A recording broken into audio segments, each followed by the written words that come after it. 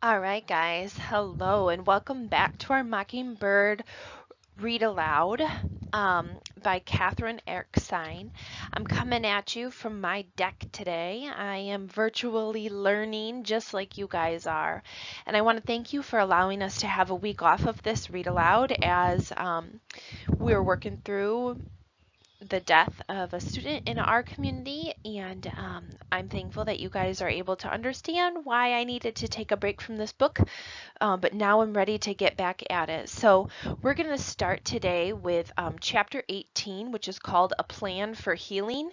And before we begin, I just want you guys to know that I am outdoors, so you might hear things that you normally wouldn't, including my neighbor's cows. They just got cows. So if you hear the mooing in the background, I'm not adding sound effects. That's just the sound effects of the world around me.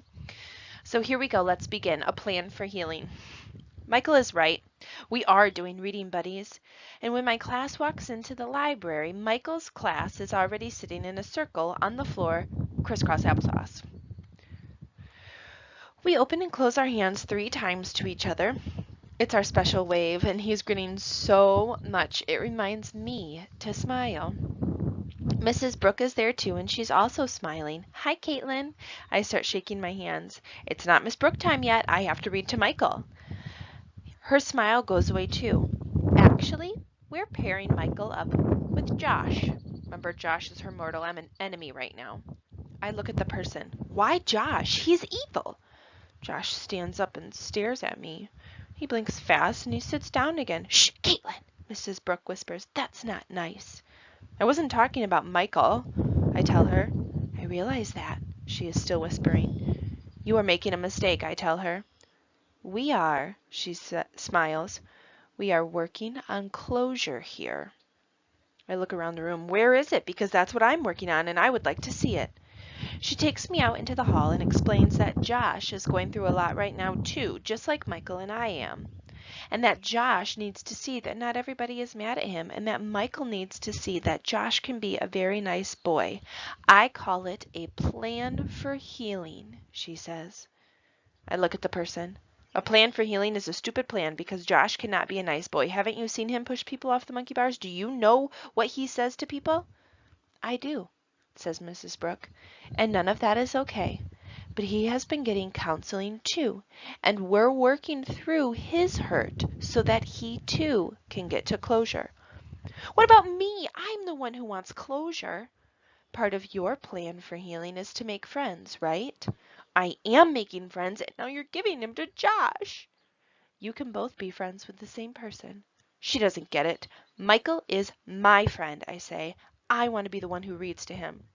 You can read to him during recess or other times, but our once-a-week reading buddies is going to be Josh and Michael reading together. The rest of the stupid reading buddies' time is a blur. I know I read real loud so Michael can hear me reading to him, and I'm on the other end of the library, and I know that the stupid little girl that I'm reading to starts crying because she says that I'm yelling at her the whole time, which I'm not. If the book says stop, S-T-O-P exclamation point, then that's how you read it. Stop! Especially if Michael is sitting next to Josh, and especially if Josh is giving Michael a high five, and especially if Michael and Josh are giggling together. And I know that Mrs. Brooke takes me out of the library early, but not before I see Michael looking at me with big Bambi eyes, giving me our special wave. At home, I go into my hidey hole in Devon's room, and I take a piece of notebook paper with me, the one that says Eagle Scout Project. The one that has the list of supplies for his chest, and the one that he says that he was going to teach me. I stare at the list and I try to find closure. I keep hoping that somehow the Devon-ness list will give me the answer, but it doesn't. I look up at Devon carving. I look up at the Devon carving of Scout, and I wonder if I can still be Scout if the person who calls me Scout is now gone. I still want to be Scout for him.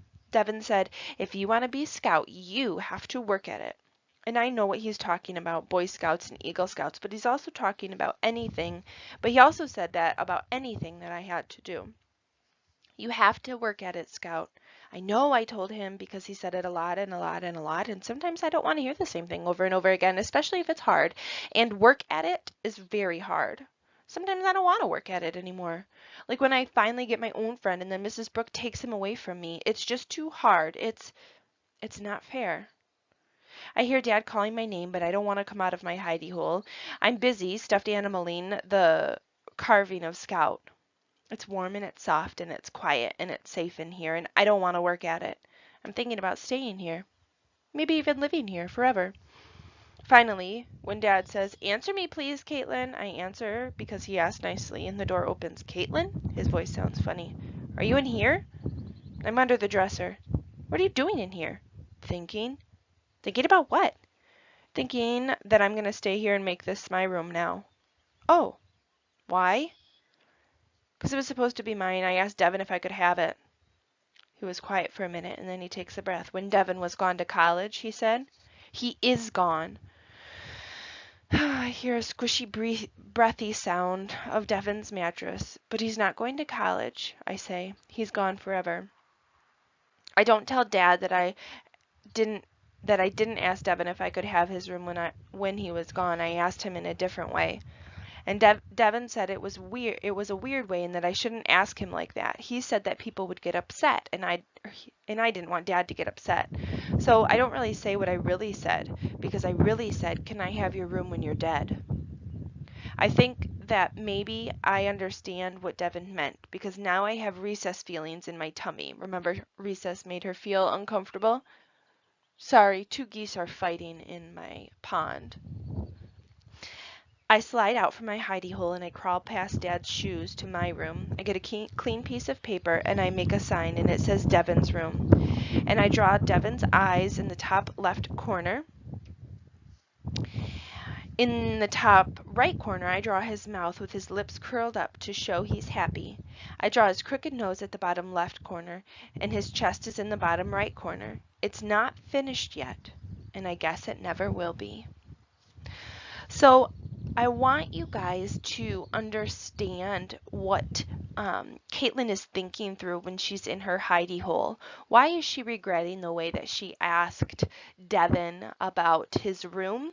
Why is she scared to tell her dad? And why does she keep looking for this thing called closure? What do you think she is so passionate about when it comes to finding closure?